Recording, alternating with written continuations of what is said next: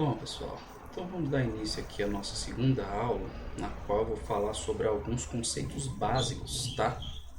Das linguagens de programação e do Python, que é a linguagem que a gente vai utilizar aqui no nosso curso. Então eu vou falar para você, fazer uma pequena introdução, falar para vocês o que são variáveis em programas, o que são tipos de dados, o que é um comando de atribuição numa linguagem de programação, como que se dá a entrada e a saída de dados e falar um pouco sobre as expressões e os operadores aritméticos.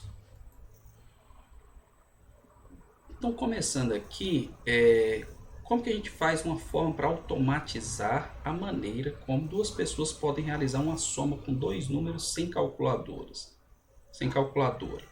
Então, é como se fosse uma pessoa que vai falar para outra fazer a soma para ela. Então, quais são as instruções que eu preciso dar? Como que essa pessoa precisa trabalhar? Imaginando que essa outra pessoa é o computador, tá? Então, uma pessoa escolhe os números, tá? Que seria o usuário, fazendo a nossa analogia com o computador, e a outra realiza o cálculo. A outra, como eu falei para vocês, é o computador. Então, esse processo todo, para a gente entender como que funciona no computador, a gente tem que entender como é que funciona a arquitetura de um computador digital. Então a gente já viu essa figurinha, essa primeira parte aqui de cima, lá na aula anterior, que o processamento de dados funciona dessa maneira aqui, né? Você fornece os dados para o computador faz o processamento desses dados e transforma isso numa informação que vai ser útil para você. Agora nós vamos entrar mais a fundo nesse processo para ver como é que funciona nos diferentes componentes do computador. Então, o computador ele tem uma unidade de entrada, que como o nome está dizendo, é por onde ocorre a entrada dos dados. Então, o principal exemplo de unidade de entrada é o teclado, onde a gente digita as informações. Mas você tem um mouse, você tem a tela touchscreen, você pode ter um leitor de código de barras. Tudo isso são exemplos de unidade de entrada. Então, quando os dados entram no computador, eles vão para a unidade de controle, que é a CPU, é uma parte da CPU, essa unidade de controle. E como o nome está dizendo, ela controla por onde que esses dados vão passar, tá? Então, o que a unidade de controle pode fazer? Ela pode pegar os dados de entrada e jogar na memória, pode ir lá e buscar de volta na memória, pode pegar dados e jogar para a unidade lógica e aritmética. O que é a unidade lógica e aritmética? É a unidade, como não está dizendo, que faz o processamento, né, dos dados, que faz os cálculos matemáticos e lógicos. Então ela pode jogar os dados lá para a unidade lógica e aritmética e pegar os resultados dela. Ela pode jogar esses dados em registradores, que é como se fosse uma memória, né? É uma memória que fica dentro da CPU, tá? Esse retângulozinho azul aqui é a CPU, a unidade central de processamento. O que fica dentro da CPU? A unidade de controle, a unidade lógica e aritmética, os registradores e o clock. Que existe um clock, né? Porque existem operações que dependem do tempo. Na hora que dá um clock é que você vai ativar uma determinada operação. Mas isso aqui a gente não vai precisar aqui no nosso curso não, tá? Então, a unidade de controle faz tudo isso. Ela pode jogar dados e buscar da memória, jogar dados e buscar dos registradores. Então, quando é um dado que ele vai precisar mais rápido, ele joga nos registradores, que é uma memória mais rápida do que aqui essa memória. Aqui, quando a gente fala memória, é a memória RAM, tá? A unidade lógica aritmética, que processa essas informações, e aí a unidade de controle também pode jogar para a unidade de saída, que é quando eu vou passar a informação para o meu usuário, o resultado do meu processamento vai para uma unidade de saída. Quem é essa unidade de saída? Pode ser a tela do computador, onde você vai visualizar um resultado. Pode ser o disco rígido, né, o HD, onde você vai gravar os dados ali e dali você pode buscar depois. E muitos outros exemplos a gente tem também, mas os principais são esses dois aí, a tela e o HD. Aí a gente vai ver isso, como que a gente vai jogar um resultado na tela e como que a gente salva o resultado em um arquivo. A gente vai ver mais adiante. Aí o que é a memória? A memória é uma sequência de células ou posições de memória que a gente chama, tá? Então a gente pode fazer uma analogia aqui da memória como sendo um armário com várias gavetas. Porque a memória serve para quê? Para você guardar informações, né? Então, na gaveta, você guarda pastas, por exemplo, com informações que são úteis para você. Só que a memória tem essa peculiaridade aqui, que cada gaveta só é possível guardar um único valor por vez. É como se fosse uma gaveta fininha, que você só pode colocar uma pasta lá. Para colocar outra pasta lá, você tem que tirar a que está lá. Uma posição de memória, uma célula de memória, só guarda uma informação por vez. Tá certo? E essas gavetas deverão estar identificadas com etiqueta, que contém o nome de identificação, que é para você saber onde que está aquela informação que você está querendo guardar. E aí, quem faz a ponte entre a memória e o seu programa é a chamada variável em um programa. Então, a variável é um espaço da memória do computador reservado para guardar dados, valores dos programas. Então, quando a gente está escrevendo um programa, a gente cria variáveis para armazenar informações que a gente vai utilizar ao longo do nosso programa. Ao criar uma variável, quando um programador escreve lá no seu programa um comando para criar uma variável, o que está sendo feito internamente? O programa está indo lá na memória, tá certo? Está indo lá na memória, está reservando uma ou mais células de memória e está colocando a etiqueta. Aquela etiqueta que eu acabei de falar para vocês, para dizer, ó, essa é a informação X que o João Paulo quer gravar. Tá certo? Então, a abstração da variável é uma coisa desse tipo aqui, né? Eu guardo algum conteúdo, tá certo? Lá na memória, como eu falei, a minha gaveta que só cabe uma informação, coloco um rótulo, tá certo? Que é o nome da minha variável. E ela também tem um tipo, que daqui a pouco eu vou explicar para vocês. Então, ela é uma caixa com um rótulo colado nela, que em um dado momento guarda um determinado objeto. O conteúdo dessa caixa não é algo fixo, permanente. Daí o nome variável. O conteúdo pode variar. Então eu posso colocar o 5 aqui. Se eu quiser agora aqui colocar outra informação aqui, eu tenho que tirar o 5 de lá e colocar outro. Eu quero colocar um 7 lá. Então eu tiro o 5 e coloco o 7. Mas uma variável não pode guardar mais de um valor ao mesmo tempo, mais de um conteúdo ao mesmo tempo. Se eu coloco um outro conteúdo, eu apago o conteúdo que estava lá anteriormente, tá? Então, toda variável tem os seguintes atributos. Um nome ou identificador da variável, que é como que você vai saber, como que você vai acessar aquela região da memória, né? Ela tem um endereço de memória, tá, turma? Então, na memória, a memória, como eu falei para vocês, ela é formada por várias células. E cada célula tem endereços de memória. Então, é como se fosse algo desse tipo aqui, pessoal. A memória, abstraindo, é como se fosse uma coisa desse tipo aqui. Deixa eu ver que ficou feio. Eu tenho aqui, ó, uma região lá, minha memória RAM, tá certo? E aí eu tenho, ó, células de memória, que são espaços para eu guardar informações, tá? São espaços para eu guardar informações. E aí ela tem endereços. Então, por exemplo, esse endereço aqui, é o endereço 1000. Aí vamos supor que cada quadradinho desse, não sei se vocês lembram, já viram, mas, por exemplo, as unidades de memória são os bytes, né? Então a memória é dividida em bytes. E aí, dependendo da variável, já vou explicar isso para vocês, cada variável ocupa um determinado espaço em bytes na memória. Então vamos supor que essa variável aqui tem 4 bytes, que é o mais comum que a gente trabalha. Então aqui é o endereço 1000. Esse aqui é o endereço 1004. Esse aqui é o endereço 1008. Esse aqui é o endereço 1012 e assim sucessivamente. Então toda variável ela tem um nome, um endereço, tá? Um tipo de dados e um conteúdo. Tá certo? Então, por exemplo, se eu voltar lá para o meu desenho da memória, vamos supor que eu vou colocar aqui uma informação aqui nesse Eu tenho uma variável no meu programa. Quando eu criei a variável no meu programa, ele veio aqui, que é qual é o primeiro endereço de memória livre? É o endereço 1000. Aí eu fui lá e coloquei o valor 5, certo? E chamei isso aqui de número. Tá? Chamei isso aqui de número. Então, o nome dessa variável é número, o endereço dela é 1000, o conteúdo é 5 e o tipo é inteiro.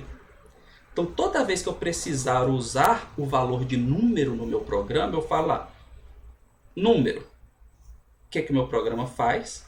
Ele vai lá no endereço de memória número 1000, porque o programa ele monta uma tabela, tá, pessoal? Só para vocês saberem como funciona, vocês não precisam se preocupar com esses detalhes.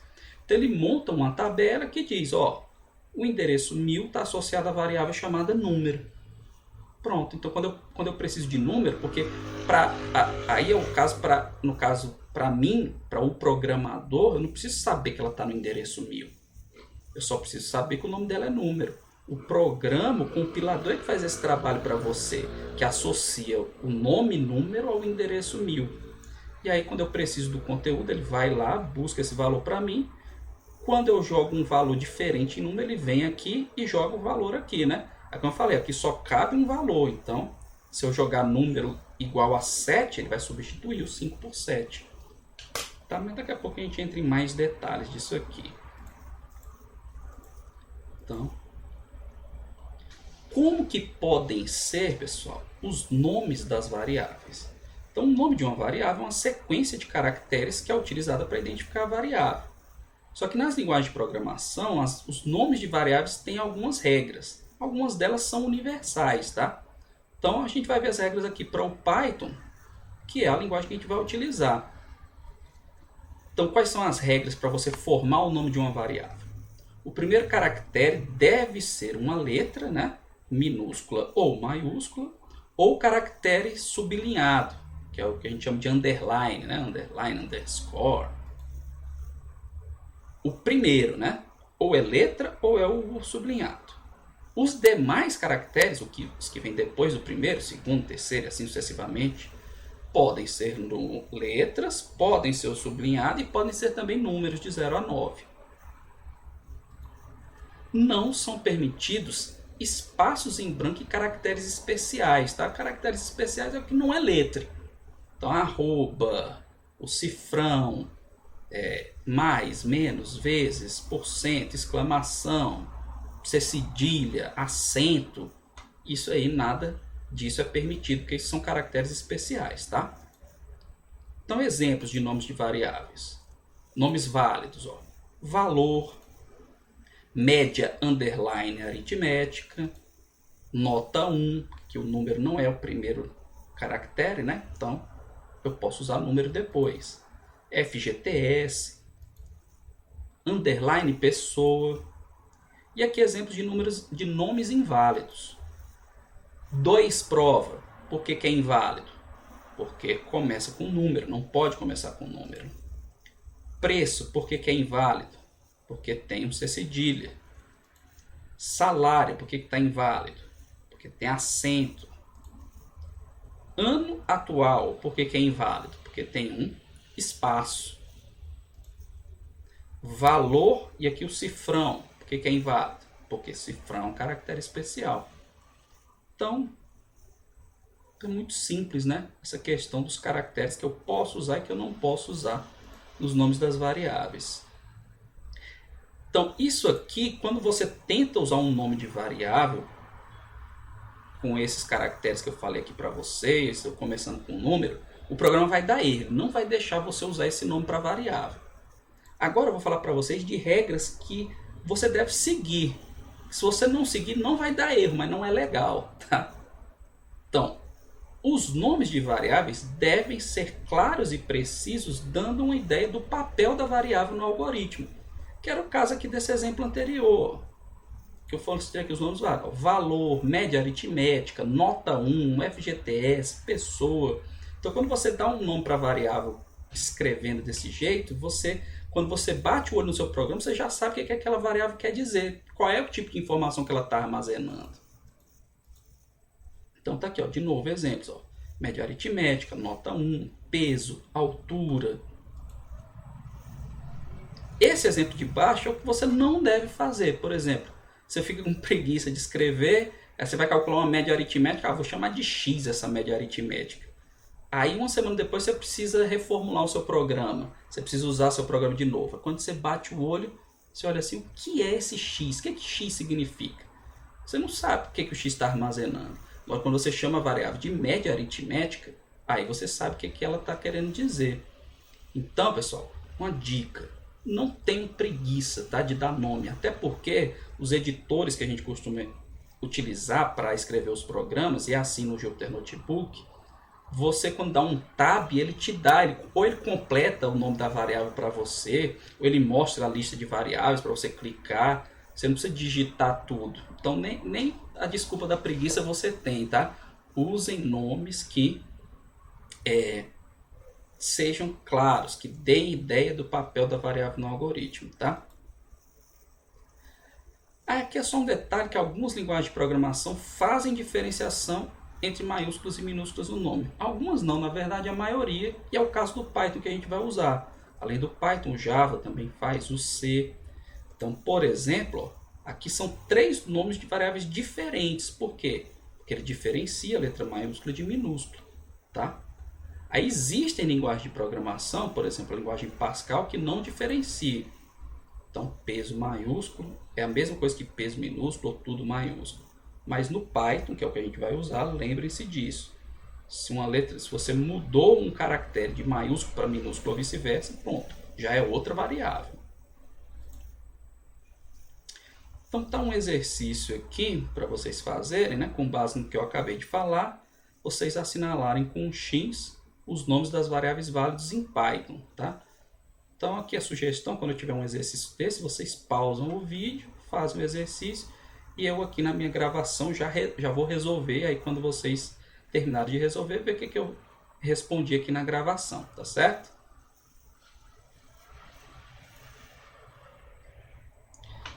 Então, ó, quais são os nomes válidos aqui? ABC é válido?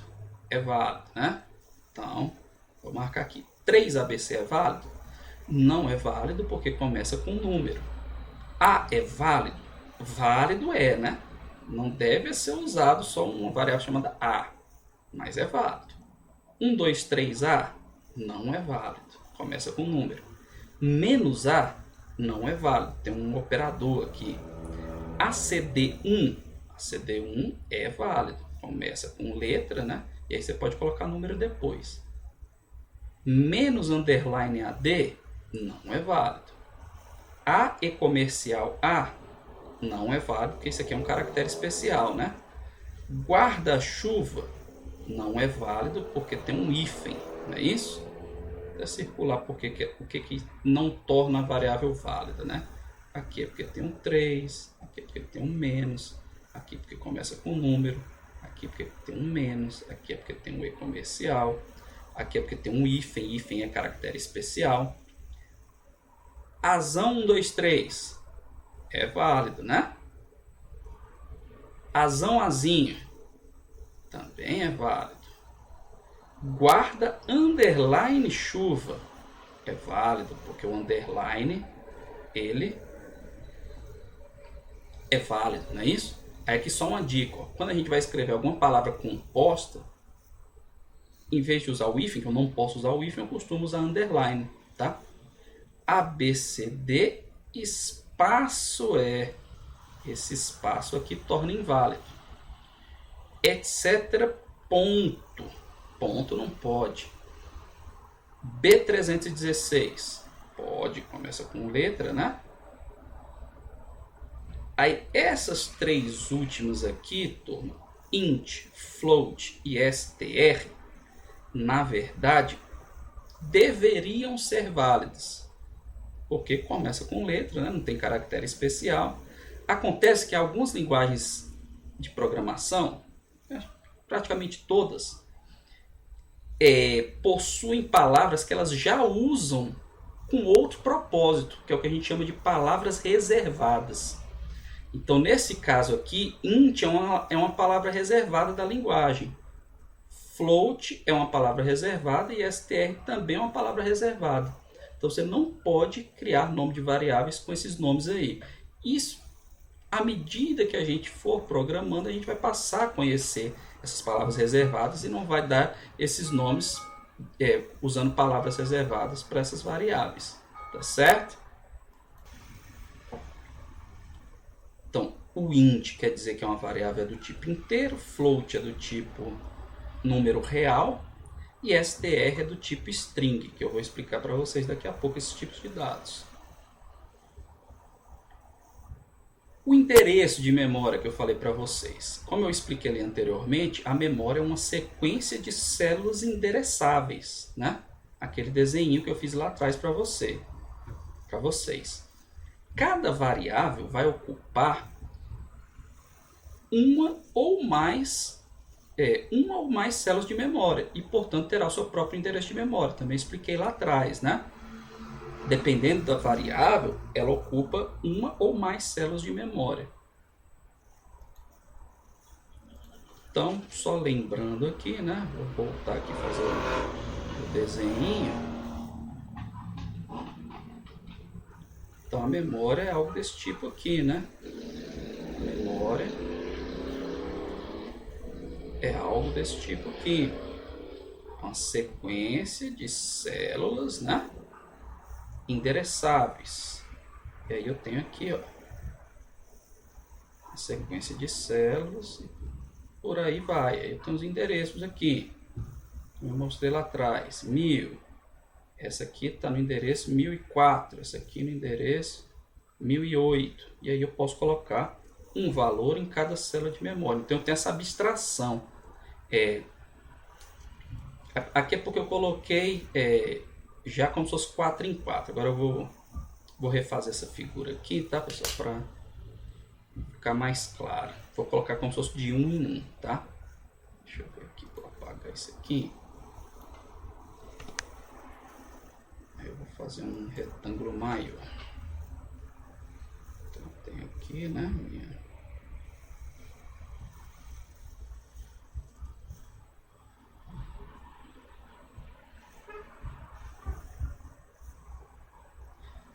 Então aqui, ó, vamos supor que aqui agora está em de 1 em 1. Então, tem 1, 2, 3, 4, 5, 6, 7, 8, 9, 10 e por aí vai, tá?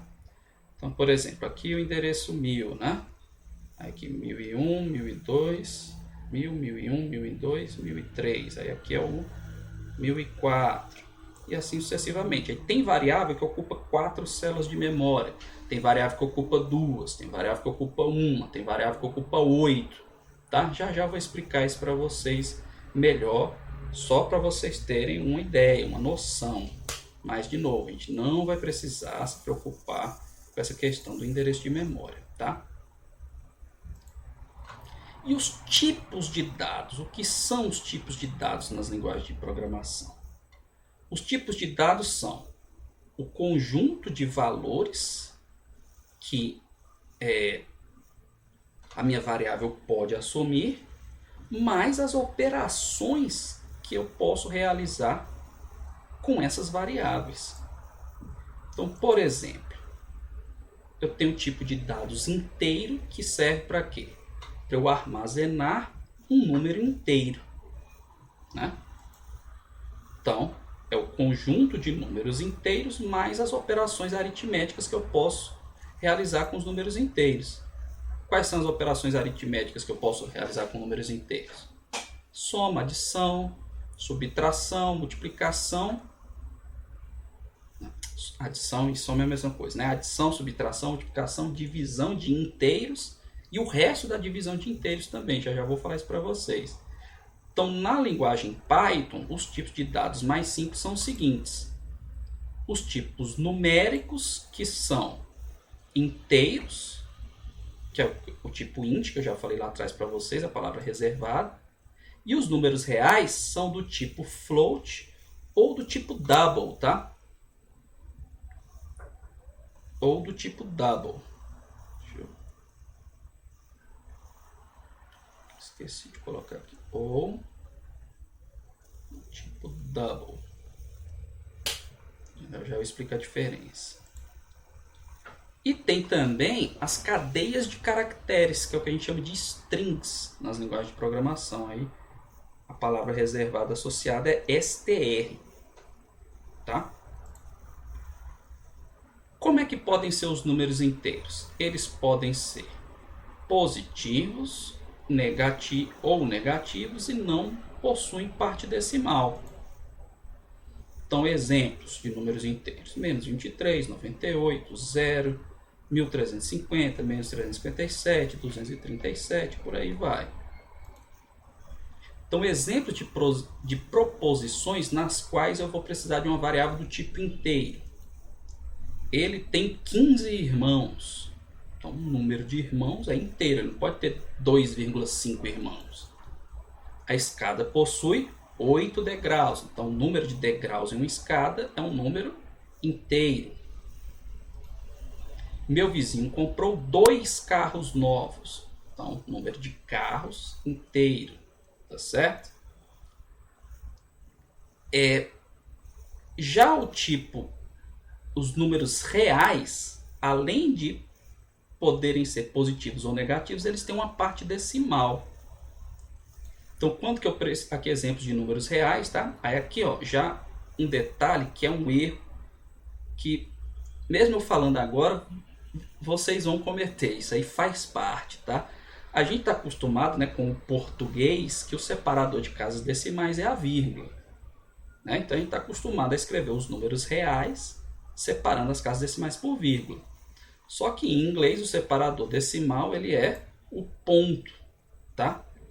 Então as linguagens de programação foram feitas em inglês, né? Então aqui você tem que usar o ponto para separar, tá, pessoal? Então cuidado, né? Eu já vou alertando, mas uma hora vai acontecer. E aí vocês prestem bem atenção para ver onde é que o programa está dando erro. Porque quando você coloca a vírgula, às vezes ele não dá erro na hora que você executa, mas ele vai dar um resultado muito doido. Então, lembre-se sempre, quando for escrever um número real, o separador da casa decimal é o ponto, tá? Então, exemplo de proposições em que você precisa usar um número real. Ela tem 1,73 metros. Aí na linguagem de programação eu vou colocar 1,73, né? A altura 1,73. Meu saldo bancário é 215,20, né? Então, 215,20. No momento estou pesando 72,5 kg, 72,5, tá? Então, pessoal, esses são exemplos de números reais. Aí vocês podem estar perguntando, mas para que tem essa diferença de número real para número inteiro se todo número inteiro é real?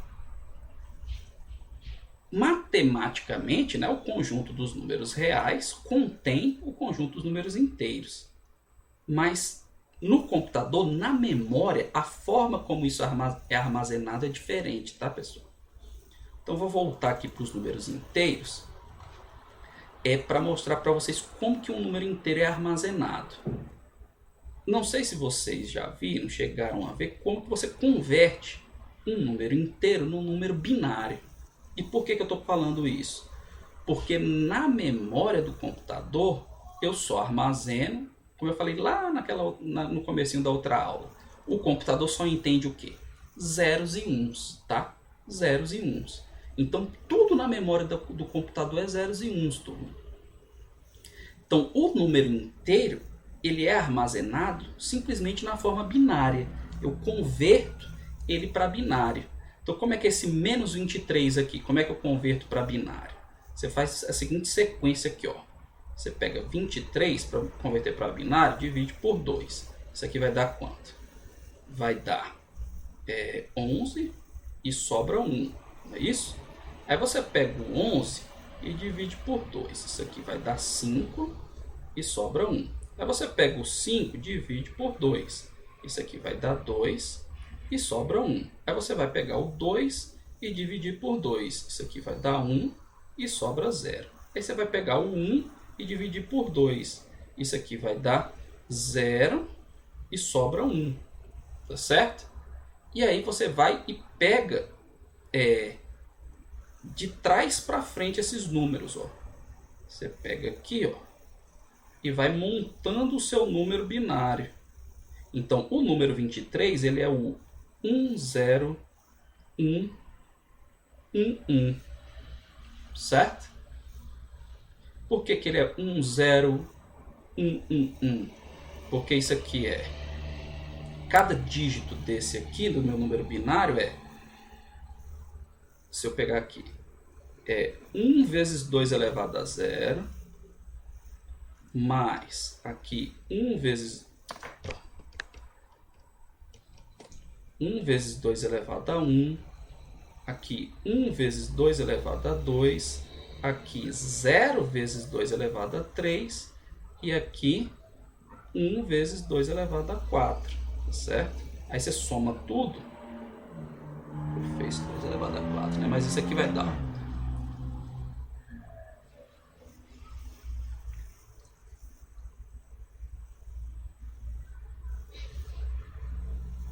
Acho que eu fiz alguma coisa errada aqui. Vamos ver aqui. 23 por 2 dá 11, sobra 1.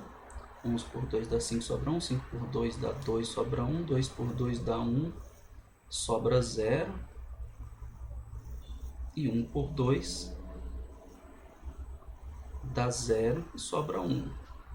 2 elevado a 0, 1, 2, 3, 4. Ah, tá, porque é 0, tá certo. Aí, ó. Aí isso aqui vai dar 16, né? Mais 4 vai dar 20, mais 2 vai dar 22, mais 1 vai dar 23. Então é assim que você faz a conversão, né? Decimal para binário e aqui binário para decimal. Então lá na memória vai estar armazenado isso aqui, ó. Vai estar armazenado isso aqui. E o menos, aí ele tem um bitzinho para dizer o sinal. Se é 0 é positivo, se é 1 é negativo. Então, quanto que um número inteiro ocupa na memória? Ele ocupa 4 bytes, tá? 1 byte são 8 bits, e bit é o 0 ou 1, tá certo? Então, lá na célula de memória que eu mostrei para vocês, vai ter lá 32 bits para o número inteiro, tá certo? Tem 32 bits disponíveis. O primeiro bit é do sinal, né? Então aqui vai estar o bit 1. Aí eu vou colocando os outros bits, vão ser todos zeros, tá? Então aqui vai ter um 0, aqui vai ter outro 0, né? Aí eu vou chegar lá no meu número aqui, né? Vai ter 1, 0, 1. Deixa eu aumentar aqui, né? Ficou feio, hein? 1, 0, 1.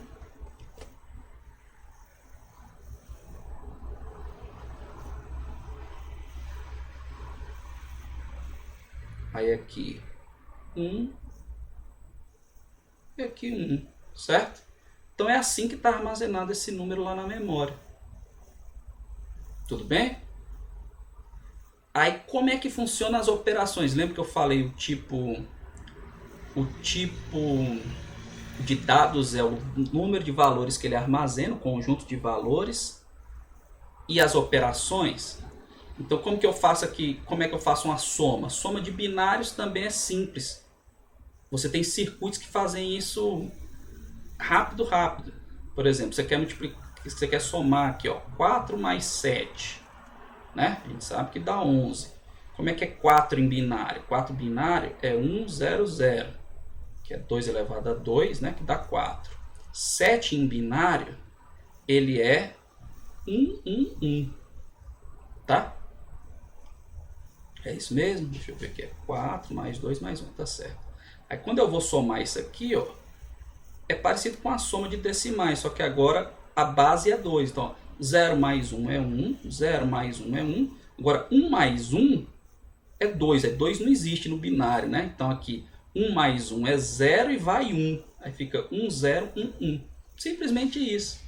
Então, o computador faz isso muito fácil quando é número inteiro. Tá certo? Ele não perde muito tempo. Agora, como que eu armazeno um número real, pessoal? Aí o número real o negócio já é mais complicado, tá? O número real o negócio já é mais complicado. Deixa eu passar aqui para o número real. No caso do número real, o que ele faz? Tá? Então, vou colocar aqui na última proposição. No caso do número real, o que ele faz? Ele faz o seguinte. Ele pega aqui a minha memória, tá? E aí, ele divide em partes, tá? O que ele faz? Ele tem um bit aqui pro sinal, tá certo? Esse aqui é do sinal.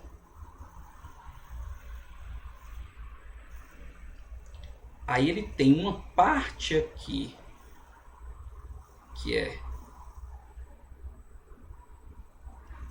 que a gente chama de mantissa, tá? E aqui a do expoente. Então, imagina que todo número, eu vou falar em decimal, tá? Porque se eu passar para binário aqui vai ficar muito complicado. Imagina esse número aqui. Vamos pegar um número desses aqui, ó, 346,89. Eu posso escrever isso aqui em notação científica da seguinte maneira: 0,346,89 vezes 10 elevado a 1, 2, 3, vezes 10 elevado a 3, certo? Então, o que ele armazena aqui? Aqui ele armazena o bit do sinal, tá certo? Não vou mexer com isso agora, não. Aí aqui, o que ele armazena? Ele armazena esse número aqui, ó, 34689. E aqui ele armazena o 3, que é esse expoente aqui, tá? Então, todo número real ele armazena desse jeito. E aí, na hora de fazer a soma, imagine que eu vou fazer aqui, ó, fazer essa soma com esse outro número aqui, ó, 346,89 mais menos 34,88, ponto. Então, como que está o menos 34,88 lá na memória? Vai estar o número aqui, ó, 3488, né, na mantissa, e no expoente vai estar 2. Aí, para poder somar, ele precisa igualar os expoentes e depois fazer a soma. Tá vendo que é uma operação mais complicada?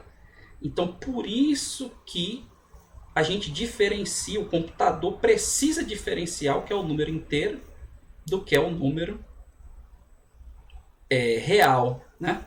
Por que chama float? Float significa de flutuante, então a gente chama esses números de número de ponto flutuante, porque é esse ponto aqui que flutua, tá certo? É esse ponto que flutua. Inclusive, existe uma forma de medir a capacidade de processamento dos computadores, é exatamente o número de operações de ponto flutuante que o computador consegue fazer. É que a gente chama de flops. Então, o computador tem capacidade de não sei quantos teraflops, petaflops. Significa isso, quanto mais operações de ponto flutuante o computador tiver, o processador tiver capacidade de fazer, mais poderoso é esse computador. Mais cálculos ele consegue fazer no menor tempo. Tá certo?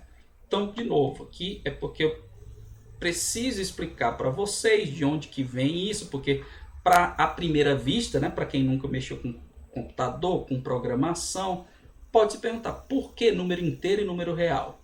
É por causa dessa forma como é armazenado, tá? E aí só para vocês saberem de onde vem, vocês não vão se preocupar como é que isso é armazenado na memória, como é que o computador internamente faz essa soma. Não precisa se preocupar com nada disso, mas eu quero que vocês saibam de onde vem tudo isso, tá bom? Além disso, quantos bytes o número real ocupa na memória? O float ocupa os mesmos 4 bytes do inteiro, tá certo? Já o double, lembra que eu falei para vocês que tem um tipo double? Double significa, esse double vem de precisão dupla. Então, o double, ele ocupa 8 bytes, tá? Ele ocupa 8 bytes. Só que aí nesses bytes, o que ele vai aumentar? Ele aumenta mais a mantissa do que o expoente, tá certo? Por quê? Porque quanto mais... que na mantissa é onde eu armazeno quem? As casas decimais.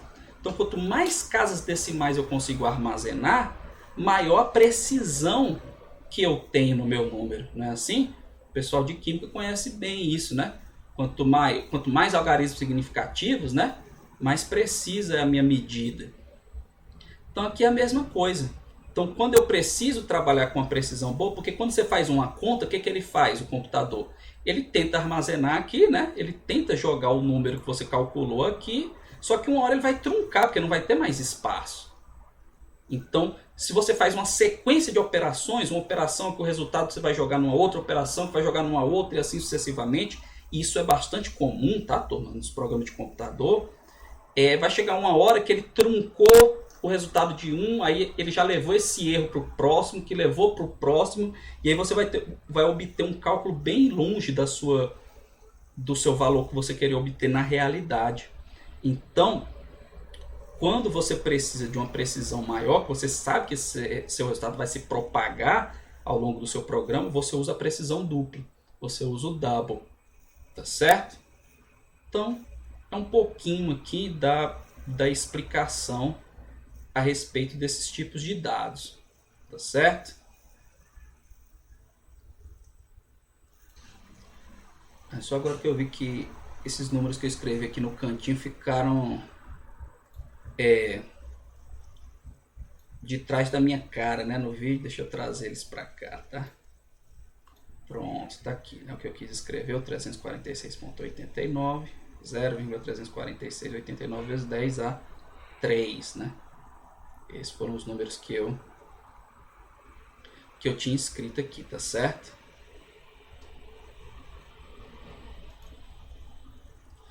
O tipo string, pessoal, representa uma cadeia formada por letras ou símbolos de texto, tá?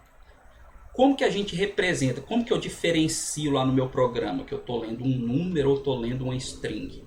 As strings eu coloco entre aspas simples ou aspas duplas em Python, tá? Em Python é assim. Então, exemplos de strings aqui, ó. Letra A, arroba, G maiúsculo, espaço, ABC, 1, 2, 3. Agora esse 1, 2, 3 aqui não é o número 123, é a string 1, 2, 3. Por quê? Como que eu sei que isso aqui não é o número? Porque está entre aspas duplas, tá certo? E aí, como que é armazenado a string na memória? Aí, turma, existem tabelas que associam cada caractere da string a um número. E é esse número que eu armazeno na memória. É um número inteiro. Então, por exemplo, eu tenho uma tabela... Tem tabelas, né, de codificação de caracteres. Não sei se vocês já ouviram falar. Tem a tabela ASCII. Tem a tabela ASCII II, tá certo? Que é uma das primeiras a ser utilizado. Tem a codificação de caracteres UTF-8, que já tem um conjunto de caracteres maior, e assim sucessivamente. Então, cada caractere tem um código. Se eu não me engano, o A maiúsculo é o U63, se eu não me engano. O A minúsculo é o 95, se eu não me engano. Então, quando você escreve lá num programa, você está executando a letra A entre aspas, quando você coloca entre aspas, você está dizendo para o computador, isso aqui é um string. Aí quem é a letra A? É o número 95. Então ele vai lá na memória, pega o número 95, converte para binário e armazena na memória, tá certo? Então quando você escreve uma palavra, ele armazena cada caractere daquela palavra. Cada caractere daquela palavra tem um número inteiro associado, ele vai lá e armazena na memória. Tudo bem? Aí, continuando aqui os atributos das variáveis, né? O que é o conteúdo de uma variável? É o valor armazenado na variável, né? Então, esse conteúdo pode ser alterado, consultado ou apagado várias vezes. Por isso, daí o nome variável. E aí tem esse detalhe que a informação anterior é perdida. Então, aquele exemplinho que eu mostrei para vocês, né? Se eu mudar o conteúdo da variável aqui para 7, eu perco o 5. Tá? E o que é a declaração de variáveis? O que é a declaração de uma nova variável provoca? Declarar uma variável é fazer o seguinte: reservar um espaço de memória suficiente para armazenar o tipo de dados declarado. E associar um nome àquele espaço de memória que foi alocado, né, para armazenar minha variável. Então, em Python, em muitas linguagens de programação, antes de usar uma variável, você tem que ter um comando lá que diz, olha, eu vou precisar no meu programa da variável x, da variável y, da variável z, e elas são do tipo tal, tal e tal. Em Python você não precisa fazer isso, você já pode direto usar a variável em uma operação, em uma expressão aritmética, e ele vai e faz o que a gente chama de declaração implícita. Na hora que você chega lá na linha de comando que você está usando a variável pela primeira vez, ele vai na memória e faz a alocação, tá certo?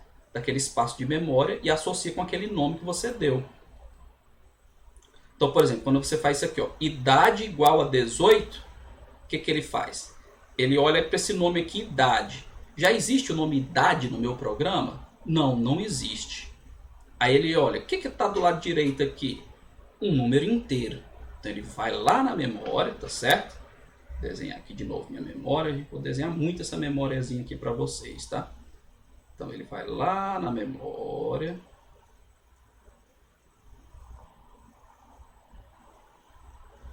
Aí, né? Tá aqui minha memória, né? Aqui são os...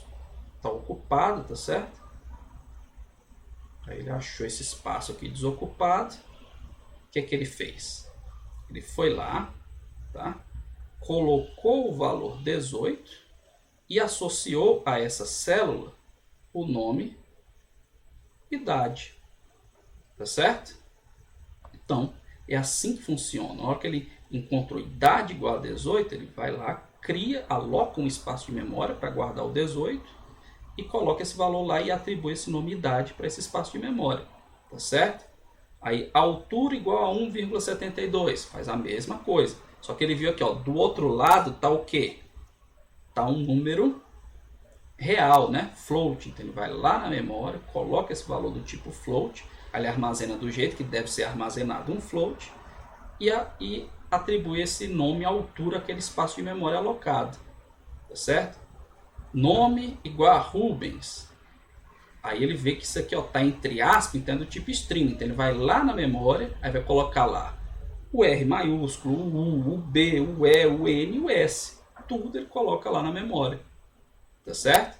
Aí aquele espaço de memória alocado, ele associa ao nome nome. E aí toda vez que você precisar do nome, dessa variável nome, quando você for lá na memória, ele vai lá e busca isso para você. Tá certo?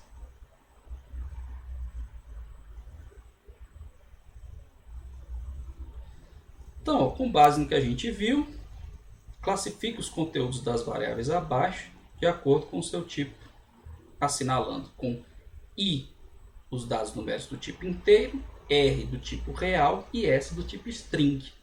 Tá?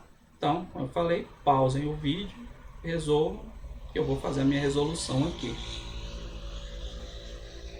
Então, ó, laranja entre aspas é do tipo string. 5.7 real, né? Eu coloquei real aqui porque pode ser float ou double, né? Normalmente a gente usa float, tá, turma? 1012, tipo inteiro. Menos 49, inteiro. Mais 342, inteiro. Aí o mais é facultativo, tá, turma? Se você colocar mais aqui antes, à esquerda, não vai fazer diferença, né? Menos 5.69 real. L entre aspas, string.